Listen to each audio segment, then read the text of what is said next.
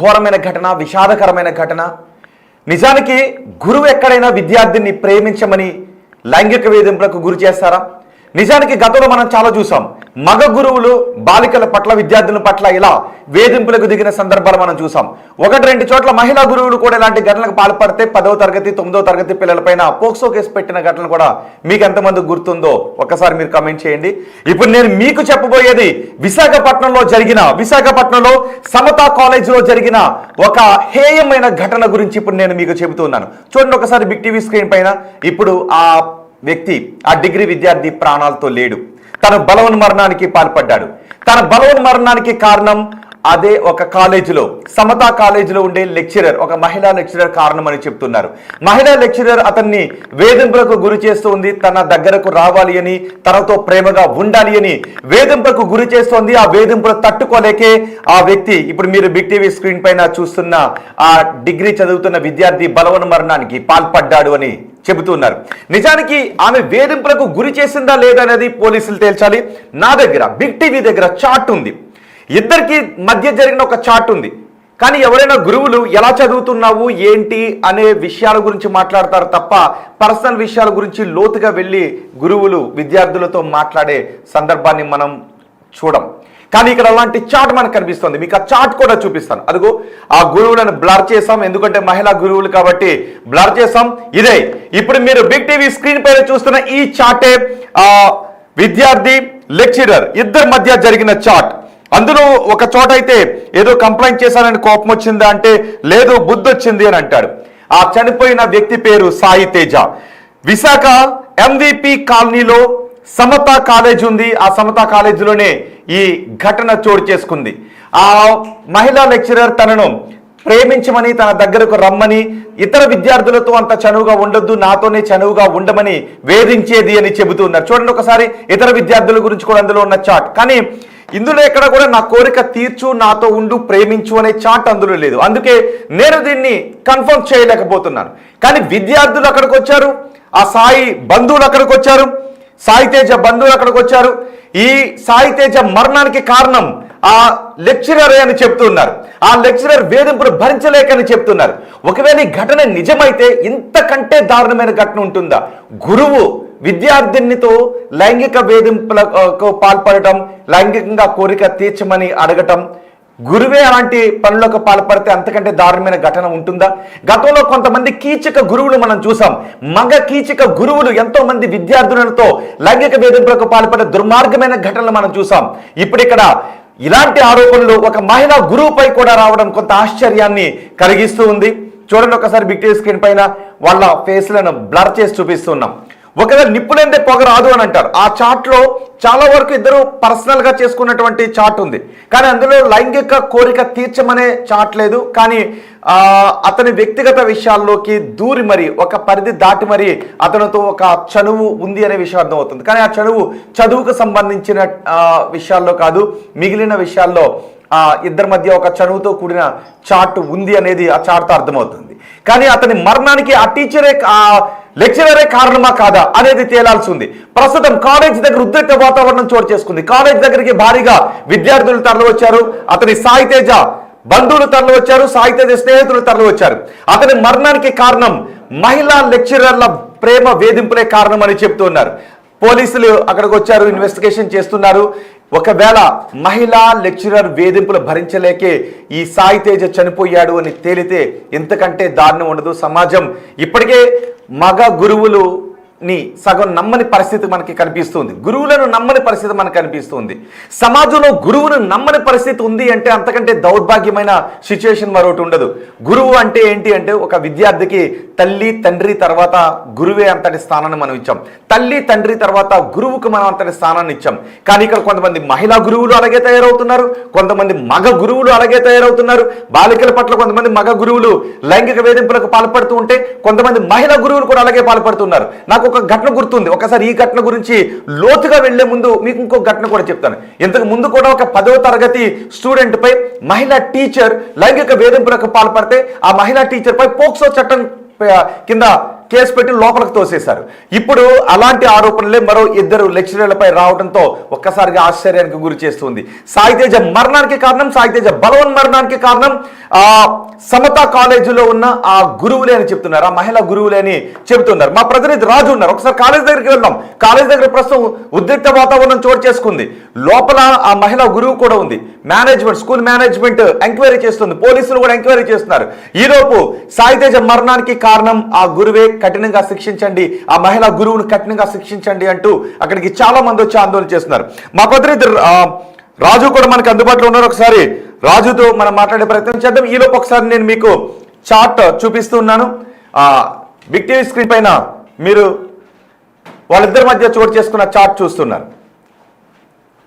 చూడండి, అందులో ఆ చార్ట్ ఒకసారి మీరు చదవండి. ఆ చార్ట్ 2 స్నేహితుల మధ్య జరిగిన చార్ట్లా మనకు అనిపిస్తుంది, కానీ అది ఒక గురువుకు ఒక స్టూడెంట్కు మధ్య జరిగిన చార్ట్లా మీకు అనిపిస్తోందా? ఒక పరిధి అంటే నన్ను నువ్వు పట్టించుకోవడం లేదు, నన్ను నువ్వు కేర్ చేయడం లేదు అనే విధమైనటువంటి ఆలోచనలో ఆ మహిళా గురువు ఉంది. అదే విషయాన్ని ఆ సాయితేజ కూడా చెబుతూ వస్తోంది. సాయితేజ పట్టించుకోవడం లేదు అనే విషయాన్ని, నా బాధ నీకేం అర్థమవుతుందిలే అని మహిళా టీచర్ అంటోంది. ఒక దశలో ఏదో కంప్లైంట్ కూడా చేసింది ఆ మహిళా గురువు, ఆ లెక్చరర్ సాయితేజపై కంప్లైంట్ చేసింది. ఆ కంప్లైంట్ చేసినందుకు కోపం వచ్చిందా అని ఆమె అడుగుతుంది. కోపం కాదు, బుద్ధి వచ్చింది అని అంటాడు ఆ చార్ట్లో. చూడండి ఒకసారి, అదిగో ఆ చార్ట్ చూస్తే మీకు ఏమనిపిస్తుంది? నేను ఈ చార్ట్ని మీకు ఒక్కొక్కటి చదివి వినిపిస్తాను. ఆ చార్ట్ చదువుతుంటే మీకు ఏమనిపిస్తుందో మీరు కమెంట్ బాక్స్లో తెలియచేయండి. ఆమె పేరు బేగం. తిన్నావా అని అడుగుతుంది. హా మేం, మీరు అని అంటాడు. తిన్నావా అని అడుగుతుంది. ఆ తర్వాత హా అని అంటాడు. అని ఈ అబ్బాయి అన్నాడు. మాట్లాడాలని అనిపిస్తే మాట్లాడు, భయంతో కానీ బలవంతంగా కానీ వద్దు. ఎస్, టీచర్ చెప్పినటువంటి ఈ ఒక్క లైను మీరు చదివితే, అంటే ఇంకొక చార్ట్ స్క్రీన్ షాట్ వస్తూ ఉంటుంది, అందులో మీరు చూడండి. మాట్లాడాలని అనిపిస్తే మాట్లాడు, భయంతో కానీ బలవంతంగా కానీ వద్దు అని టీచర్ అంటుంది. భయంతోనూ బలవంతంగాతోనూ మాట్లాడు అని అంటం ఏంటి లెక్చరర్? ఇది అనుమానించదగినటువంటి లైన్స్ ఇవి. సరే మ్యామ్ అని ఈ విద్యార్థి అన్నాడు, సాయి అన్నాడు.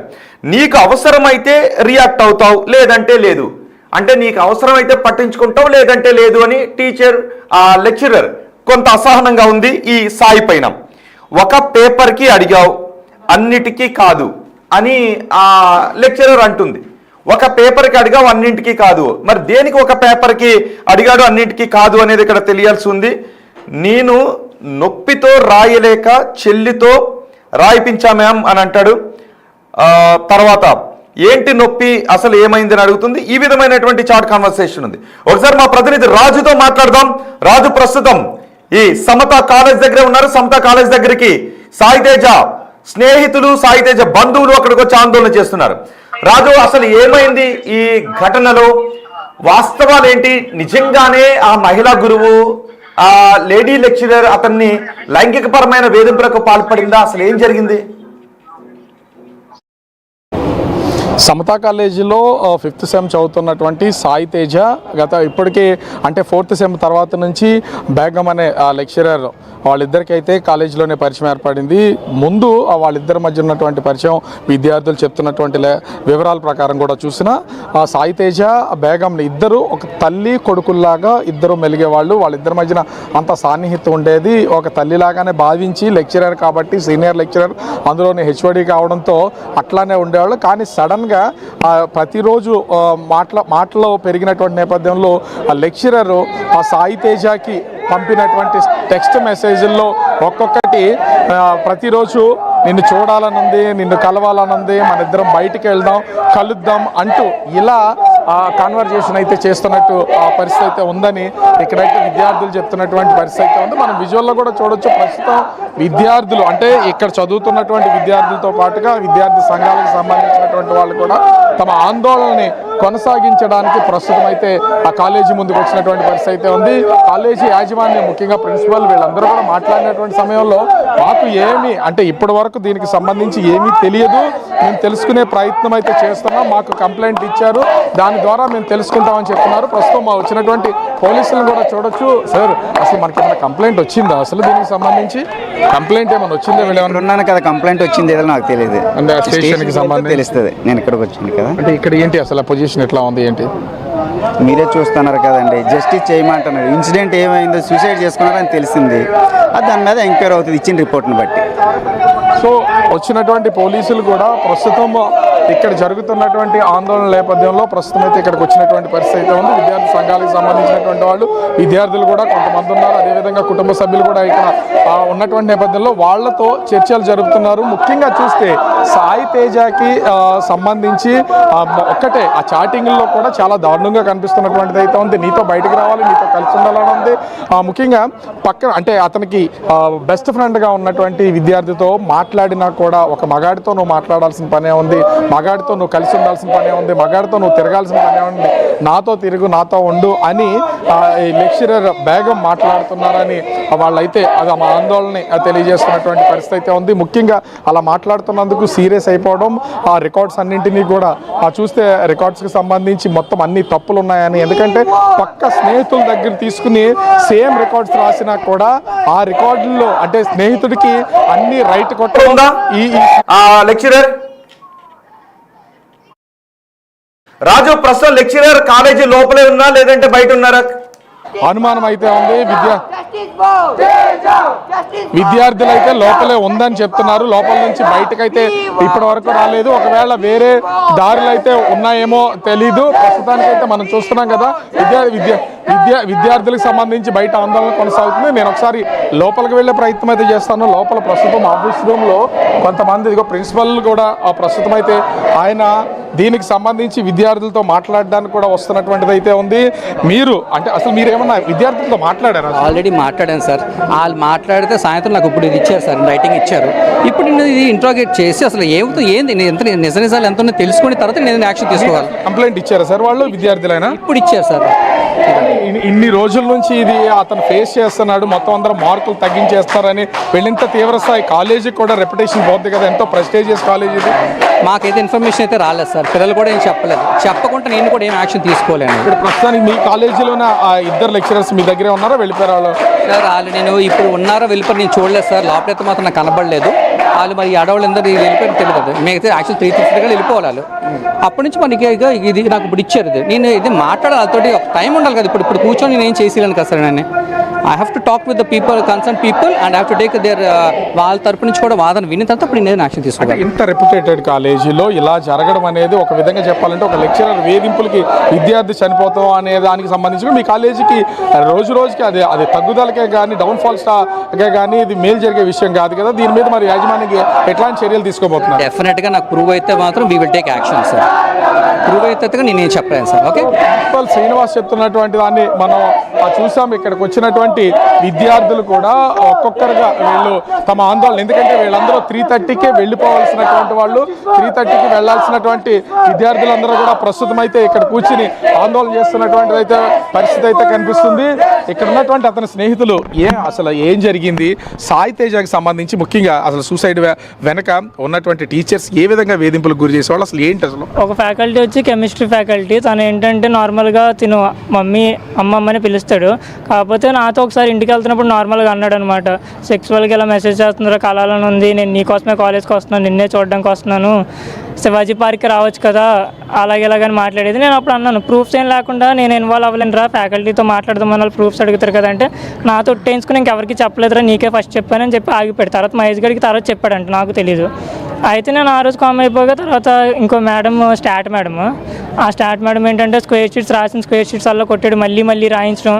రేపే మాకు ప్రాక్టికల్ ఎగ్జామ్ ఉంది, ఈ రోజు కూడా కొట్టేశారు. వాళ్ళ పేరెంట్స్ వస్తే అప్పుడు కరెక్షన్ చేశారంట. అంటే కరెక్ట్ రాసిన రికార్డ్స్ అన్నీ కూడా పర్ఫెక్ట్గా ఉన్నా కూడా కొట్టేయడం అంటే వేధింపులు గురి చేయడమేనా? అవును, కరెక్ట్గా రాసినవి కొట్టేశారు. నాకు కూడా దగ్గరగా 30 షీట్లు కొట్టేశారు. అవి కూడా నేను అలా రాసుకుని వచ్చాను. ఇదిగోండి ఇక్కడ ఎందుకు మీ షీట్స్కి సంబంధించి ఒకసారి నేను ఈ షీట్స్ని కూడా చూపించే ప్రయత్నం అయితే చేస్తాను. అంటే పర్ఫెక్ట్గా వీళ్ళు కరెక్ట్గా రాసినటువంటి వాటిని కూడా అన్నింటినీ రెడ్ పెన్తో మార్క్స్ చేసి రైట్ ఉన్నటువంటి వాటిని అన్నింటినీ NIX అని రాసాను. ఇక్కడ మేడం నాకు కొట్టేసి ఇక్కడ ఏం రాశారు చూడండి, అక్కడ అదే రాశారు. ఇక్కడ నేను 5X అని రాసాను, కొట్టేసి అక్కడ అదే రాశారు. ఇక్కడ బుక్లు ఎలా ఉందో మేము అలాగే రాసాము. ఇది GFR అని ఫుల్ ఫామ్ రాయాలంట. మొత్తం అన్ని పేపర్లు అలాగే కొట్టేస్తే ఎన్ని షీట్లని కొంటాము, ఎన్ని అని రాస్తాం మేము అలాగా. రేపే ప్రాక్టికల్ ఎగ్జామ్స్ మాకు స్టార్ట్ అయిపోయాయి. మీరంతా సాయి తేజతో కలిసి తిరగడం వల్ల ఈ విధంగా చేస్తున్నారా? సాయి తేజ, నేను, మహేష్ పర్టికులర్గా మేము ముగ్గురం ఉన్నాం. వాళ్ళ ముగ్గురం మేము స్టార్ట్ మేడంకి నచ్చాం. ఎందుకంటే క్వశ్చన్ చేస్తాం అనమాట, మా క్లాస్ అర్థం కాకపోయినా లేదంటే మమ్మల్ని కామెంట్ చేసినా అందరిలో పడి ఉండం. ఎందుకు కామెంట్ చేశారు, మాకు ఆన్సర్ కావాలని అడుగుతాము. దానివల్ల ఏంటంటే మేము ముగ్గురం టార్గెట్ అయిపోయాం. సాయి తేజ కూడా నేను రాత్రి మాట్లాడి వస్తాంటారు, నాకు సపోర్ట్ చేసి మాట్లాడరు అన్నాడు, కానీ మార్నింగ్కి ఎలా అయిపోయింది. అంటే ఇప్పుడు బేగం తర్వాత మీ stat madam, chemistry and stat ఇద్దరు ఫ్రెండ్సా? వాళ్ళిద్దరు కలిసే ఉంటారా? అంటే కలిసి చేస్తున్నదేనా? బేగం మేడం మా అందరితోటి బాగానే ఉండేవారు. కాకపోతే స్టాట్ మేడం వచ్చాక ఏంటంటే రూమర్స్ లేపడం అవన్నీ, స్టాట్ మేడం బేగం మేడం పక్కన కూర్చోవడం, ఇంకా మా అందరికీ సపరేట్ చేసింది. గొడవలు రావడం ఇంకా అలా. నేను లాస్ట్ దసరా హాలిడేస్కి ముందే కంప్లైంట్ పెట్టాను కాలేజ్లో. అప్పుడు నేను కంప్లైంట్ పెట్టిన తర్వాత కంప్లైంట్ పెట్టానని చెప్పి ఇంకా రివెంజ్ కోసం ఇలా పేపర్లు కూడా కంప్లైంట్ పెట్టినా కూడా ఇప్పటి వరకు ఏ విధమైనటువంటి వాళ్ళ మీద యాక్షన్ తీసుకోలేదు అసలు? యాక్షన్ అంటే డైరెక్ట్ సార్ అప్పుడు నేను యాక్షన్ తీసుకున్నాను, నేను కాల్ చేశాను, తిట్టానని కూడా అన్నారు. అయితే నెక్స్ట్ ఏంటంటే నాతో మాట్లాడడం, ఫ్యాకల్టీ అందరూ మాట్లాడడం మానేశారు. సరే మానేశారు కదా నేను అని చెప్పి లైట్ తీసుకుని వదిలేశాను. రూమ్లోకి వచ్చి నాకు ఎవడో సౌండ్ ఇచ్చేస్తాడంట, సౌండ్ వచ్చేలా ఇచ్చేస్తాడంట, గట్టిగా ఇచ్చేస్తాడంట, అది అని నేను అప్పుడు డైరెక్ట్ సార్ ముందు అన్నాను అనమాట. ఇచ్చారనుకుంటే నేను గట్టిగా ఇచ్చేస్తాను, ఫ్యాకల్టీని రెస్పెక్ట్తో ఆగిపోయానంటే అది అంటున్నారు రూమ్లోకి వచ్చి. మరి ఎందుకు సాయి తేజ ఈ విధంగా టార్గెట్ అయిపోవడం అసలు రీజన్ ఏంటి? ముఖ్యంగా చూస్తే ఆ బేగం చేస్తున్నటువంటి చాటింగ్లో కూడా బయటికి వెళ్దాం, వస్తావా, నీతో కలిసి ఉండాలని ఉంది, ఇవన్నీ ఏంటి అసలు? ఆ విషయాలను మీతో షేర్ చేసుకున్నాడా? నాతో ఒకసారి షేర్ చేసుకున్నప్పుడు అదే కదా చెప్పాను, ప్రూఫ్స్ లేకుండా నేను ఏం చేయలేను రా. నేను ఇప్పుడు ఉన్నటువంటి చాటింగ్లో మొత్తం అన్ని బయటపడి అన్ని తర్వాత మహేష్ గడికి కూడా చెప్పాడంట, నా ఫ్రెండ్ మహేష్ ఉంటాడు, తనకు కూడా చెప్తే తను నాతో ఇప్పుడే తెలిసింది నాకు ఇలా జరగని. ఇప్పుడు బయటకు వచ్చి మహేష్తో మాట్లాడొద్దు, మహేష్ నీకేమైనా నచ్చాడా, ఒక మగాడితో మాట్లాడాల్సింది ఏంటి, ఈ విధంగా ఇద్దరు సంసారం చేసుకుంటారా అని ఇలాగ అనేవారు. నార్మల్గా అలా అంటే నార్మల్గా తిన అందరినీ అక్క చెల్లి అని పిలుస్తాడు. అయితే ఎవరిని పిలిచినా ఏంటంటే నార్మల్గా నమ్మేవారు కాదు. ఆ అమ్మాయితో ఎందుకు మాట్లాడుతున్నావు, నీ లవ్ అది నీ పెళ్ళమా అనేవారు. నాకు అలాగే ఒక రూమర్ పెట్టారు. అయితే ఆ రూమర్ పెడితే నేను డైరెక్ట్ 2 సార్లు కంప్లైంట్ పెట్టాను. ఇక్కడ ఫస్ట్ సార్ మా మమ్మీ వాళ్ళు వచ్చి సీరియస్ అయిపోతే అప్పుడు ఆగిపోయారు. ఆ ఫ్యాకల్టీ ఎప్పటి నుంచి జరుగుతుంది ఈ విధంగా అసలు ఈ విధమైనటువంటి ఆచరణ? అయిపోయినప్పటి నుంచి 4th సెమ్ నుంచి స్టార్ట్ అయింది. అయితే మేడం కెమిస్ట్రీ ఫస్ట్ ఇంకో మేడం ఉండేవారు. ఆ మేడంని మేము గొడవపడి రిమూవ్ చేస్తాం ఫైనల్గా. అప్పుడు నా కంప్లైంట్ నేను గొడవపడి రిమూవ్ చేసేస్తే తర్వాత అంతా అయిపోయింది, బాగానే ఉంది అనుకున్నప్పటికీ స్టాట్ మేడం దూరింది. స్టాట్ మేడం జాయిన్ అవ్వడం, ఇంకా అక్కడ నుంచి వచ్చి జాయిన్ అయ్యి సంవత్సరం కూడా అవ్వట్లేదు. తను యూనివర్సిటీ నుంచి రిలీజ్ అయ్యింది, ఫ్రెషర్ అనమాట. ఇంకా తెలుసు కదా యంగ్ ఎలా ఉంటుంది, ఈగో ప్రాబ్లమ్స్కి వచ్చేసి మాటిమాటికి కొట్టేయడం. నేను ఎన్నిసార్లు కొట్టినా రాయాలి, అప్పుడు ప్రాక్టికల్ ఉంచేస్తాను లేదు. ఇప్పుడు ఇక్కడ చదువుతున్నటువంటి వాళ్ళు, డిగ్రీ ఫైనల్ ఇయర్ ఉన్నటువంటి వాళ్ళు అందరూ ఉన్నారు. ఆ డిగ్రీ ఫైనల్ ఇయర్ వాళ్ళని కూడా కొడుతున్నారా? కొట్టట్లేదు. కొట్టడం తప్పులన్నీ అంటే ప్రతిదాన్ని కూడా పేపర్నే. ఓకే, అసలు ఏం చెప్తున్నారు మీకు సంబంధించి? ఇప్పుడు ఇంత జరుగుతుంది, విద్యార్థులందరినీ మొత్తం అందరిని బయటికి పంపించేసి మొత్తం ఈ వ్యవహారం అంతా నడుస్తుంది. ఇప్పుడు కొంతమంది మాత్రమే ఆందోళన చేస్తున్నటువంటి, మీరు మాట్లాడినట్టున్నారు కదా ప్రిన్సిపల్తో, ఏం సమాధానం చెప్తున్నారు? అయితే ప్రిన్సిపల్ గారు ఏం చెప్తున్నారంటే మేము చూస్తామండి, మాకు ఇప్పుడే కదా తెలిసింది అనేది. అయితే జరగాల్సిన అన్యాయం జరిగిపోయింది. ఈరోజు సాయి తేజ అనే వ్యక్తి ఇప్పుడు మన మధ్య లేడు. అయితే తన మృతికి గల ఈ కారణాలు ఏంటి అనే